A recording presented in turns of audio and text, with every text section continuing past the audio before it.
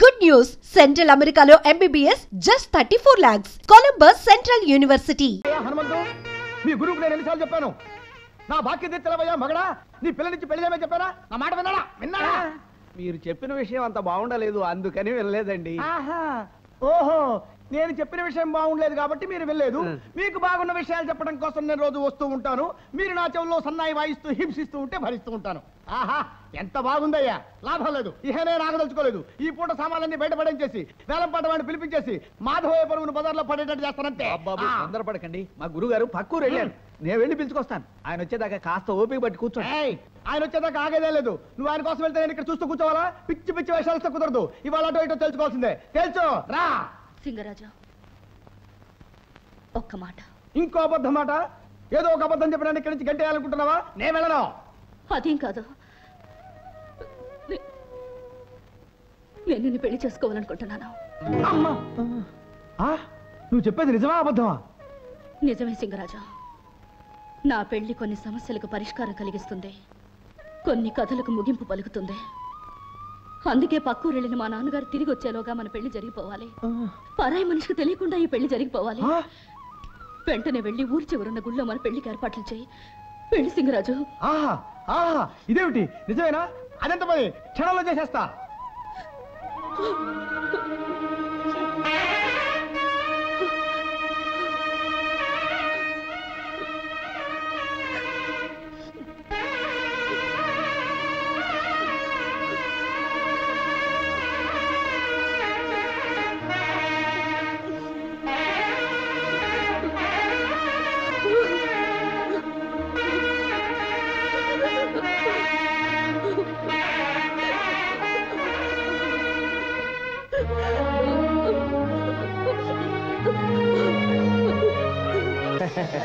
బయలుదేరుతామండి. భోజనాలకు ముగింపు పండు తాంబూలంతో పలకాలి. తీసుకోండి. లక్ష్మికి మాట రావడంతో మళ్ళీ ఈ ఊరంతా సందడితో కలకలాడిపోతుంది రాఘవయ్య గారు. వచ్చేసా గురుగారు. ఈ శుభ సందర్భంలో నేను కాసేపు నాదస్వరం వాయిస్తాను. ఆపు ఆపు, ఇప్పుడే వీళ్ళంతా భోజనం చేశారు. పాపం ఇళ్ల దాకా వెళ్ళాలి కదా. ఏవే మీరంతా పెద్ద ముత్తైదులాగా పేరెంట్ అలా కూర్చున్నారా? క్యారం బోర్డు తీయండి, కాసేపు ఆడుకుందాం. తొందరగా తీయండి.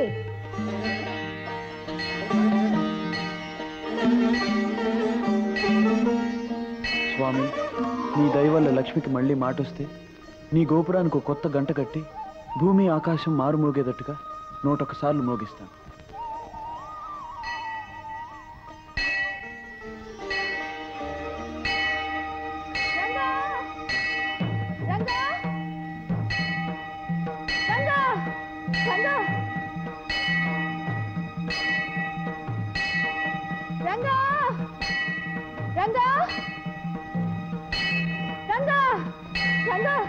ఏమిటిది?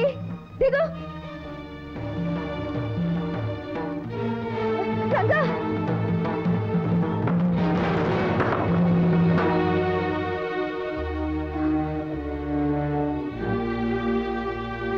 రంగా, ఏమిటి మొండి సాహసం నువ్వును? కాలు జారుంటే ఎంత ప్రమాదం జరుగుండేది. ప్రమాదానికి భయపడి నీ గొంతు రావడం కోసం నా మొక్కు తీర్చుకోవద్దంటావా? తీర్చుకోవాలి బాబు, తీర్చుకోవాలి. ఎందుకంటే నీ పూజలు, నీ మొక్కుబడులు, నీ తపన, నీ తాపత్రయమే ఈనాడు మా లక్ష్మికి మాట రావడానికి కారణం. ప్రాణాలకు కూడా తెగించి నువ్వు చేసిన సాహసానికి ఫలితమే బాబు ఈనాటి మా లక్ష్మి నోటి మాట. ఏం చేసినా నీ రుణం తీర్చుకునేది కాదు బాబు. అయినా నువ్వు చేసిన ఈ సహాయానికి ఒక కన్న తండ్రిగా ఏదైనా కానుక ఇవ్వాలనుకుంటున్నాను. ఏం కావాలో అడుగు. మా ప్రేమను మీరు మనసారా దీవిస్తే అంతే చాలు. అంటే నువ్వు లక్ష్మి చేతిని అందుకోవడానికి అనుమతి అడగాలనుకుంటున్నావు, అవునా? కానీ జరిగే పని కాదు. అవును రంగా, ఇవ్వడానికి ఇప్పుడు ఆమె నా సొత్తు కాదయ్యా. మా లక్ష్మి ఎప్పుడో నీ సొంతం అయిపోయింది.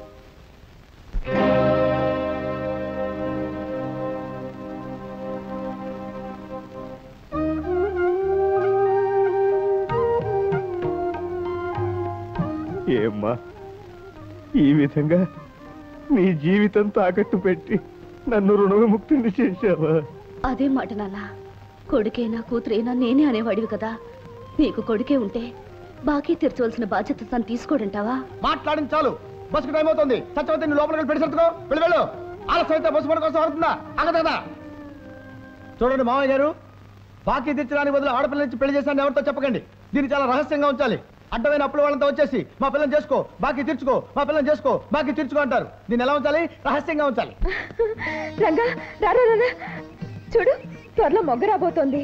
ఆ మొగ్గ పువ్వయ్యే నాటికి ఏం జరుగుతుందని చెప్పాను? పెద్దల దీవెనతో పెళ్లి జరుగుతుందని చెప్పావు. నాన్నగారు దీవించడం అయిపోయింది. ఇక పువ్వు పూయాలి, నువ్వు నా మెళ్ళలో 3 ముళ్ళు వేయాలి. అంతా ఒకేసారి జరుగుతాయి. లక్ష్మి, రంగా, సత్యవతి రంగసింగరాజును పెళ్లి చేసుకుని పట్టం వెళ్ళిపోతుంది. ఏమిటి, సత్యవతి అతను పెళ్లి చేసుకుందా? చెప్పా చేయకుండా పెళ్లి చేసుకుందాం.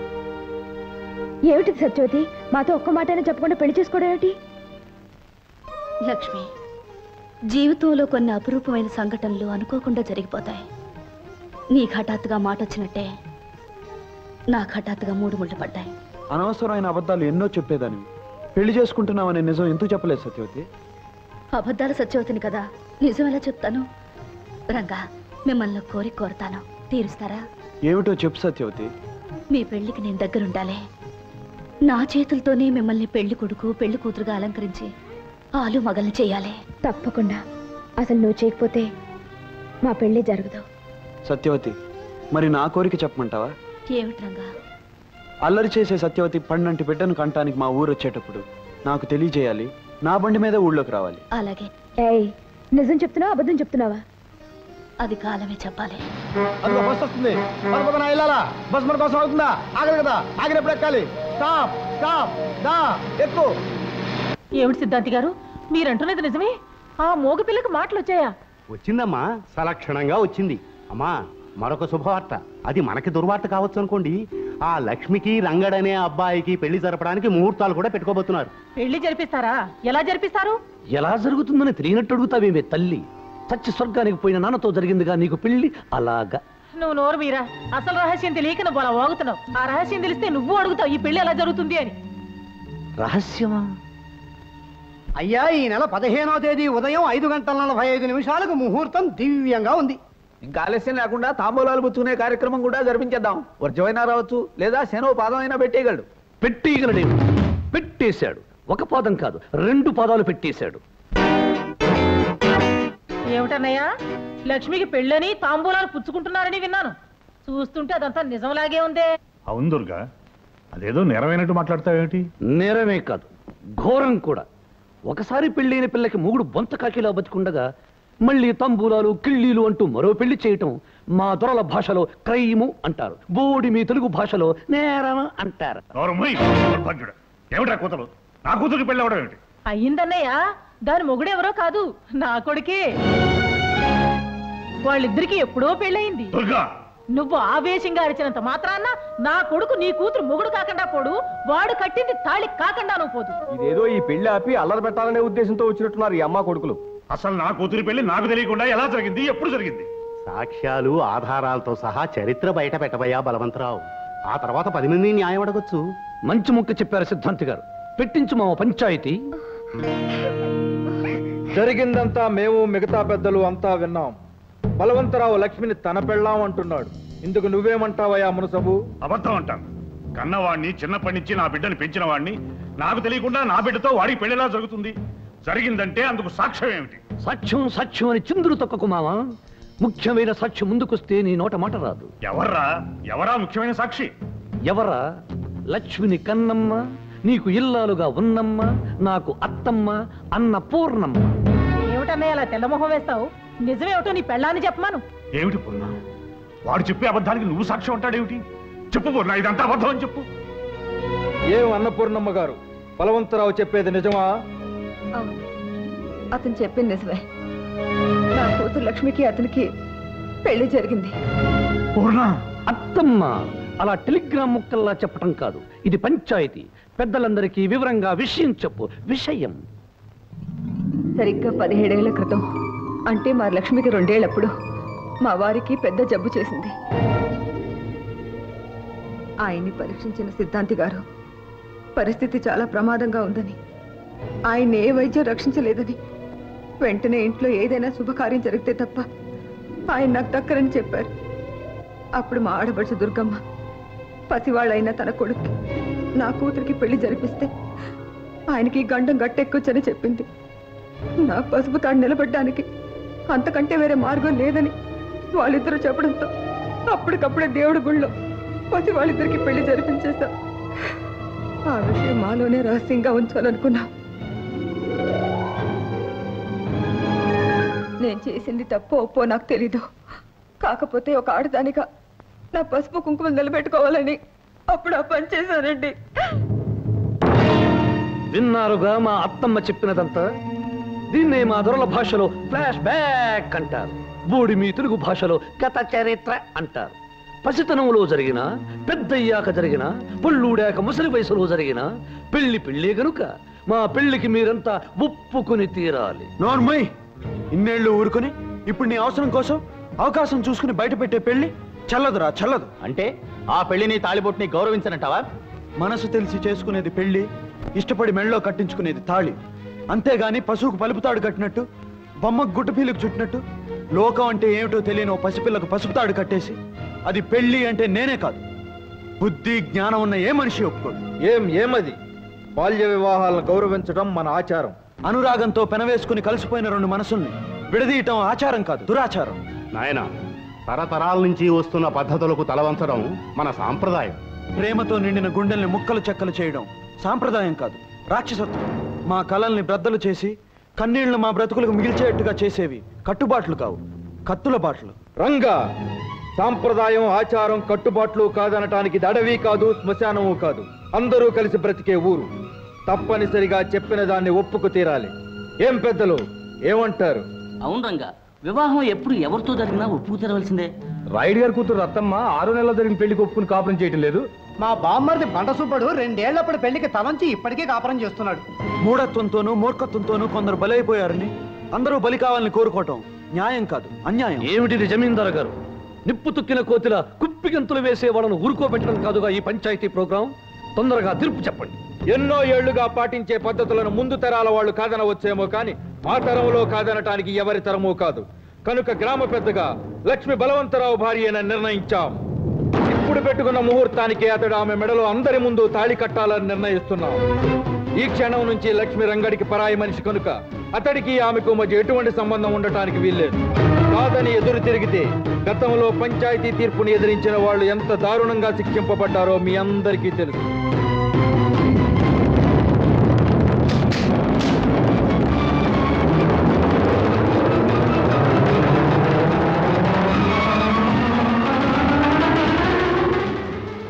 మామ, విన్నారుగా? దీన్నే మా దొరల భాషలో ముద్దుగా జడ్జిమెంట్ అంటారు. బోడి మీ తెలుగులో తీర్పు అంటారు. అదే ముహూర్తానికి పందిళ్లు వేయించి పిండి వంటలు చేయించి మేళ తాళాలు పెట్టించు మావా, నేను కడతాను తాళి. లక్ష్మి నా కన్న కూతురురా. దాని బతుకు విషయంలో లోకమంతా ఏకమై తీర్పిచ్చిన నేను ఒప్పుకోనరా. కళ్ళల్లో పెట్టుకుని పెంచుకున్న నా కన్న కూతురు నీలాంటి నీచుడికి ఇల్లాలు అనిపించుకోవడం కంటే భర్త పోయిన దురదృష్టవంతులు అనిపించుకోవడం మంచిదిరా. అందుకేరా ఇలాంటి రాక్షసుడి చేతిలో దాని బతుకు నాశనం కాకుండా కాపాడుకుంటాను. నేను నరికేస్తాను రా, నరికేస్తాను.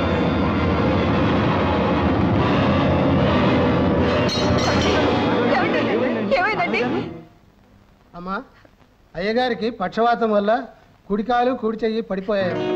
ఆ తైలాన్ని గనక 2 పూట్ల మర్దన చేస్తే కొంతకాలానికి గుణం కనిపించదు. నేను వస్తానమ్మా. అమ్మా లక్ష్మి, నాకిలా అయిందని ఆ పెళ్లికి నువ్వు తలవంచొద్దమ్మా. ఆ పాపిష్టి వాళ్ళ మాటలు, ఆ పంచాయతీ పెద్దల తీర్పు అంతా కుట్ర.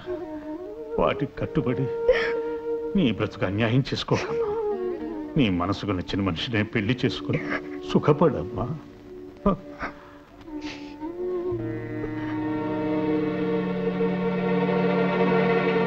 లక్ష్మి, మీ నాన్న ఏదో చెప్పాడని నువ్వు బరిదిగిస్తే ఎంత ఘోరమైనా జరగచ్చు. చిన్నప్పుడు పెళ్లి కాదనందుకి కాలు చెయ్యి పడిపోయింది. నువ్వు ఇంకో పెళ్లికి సిద్ధపడితే మీ నాన్న ప్రాణాలే తక్కువ. చిన్నప్పుడు పెళ్లి కాదనందుకి కాలు చెయ్యి పడిపోయింది. నువ్వు ఇంకో పెళ్లికి సిద్ధపడితే మీ నాన్న ప్రాణాలే తక్కువ.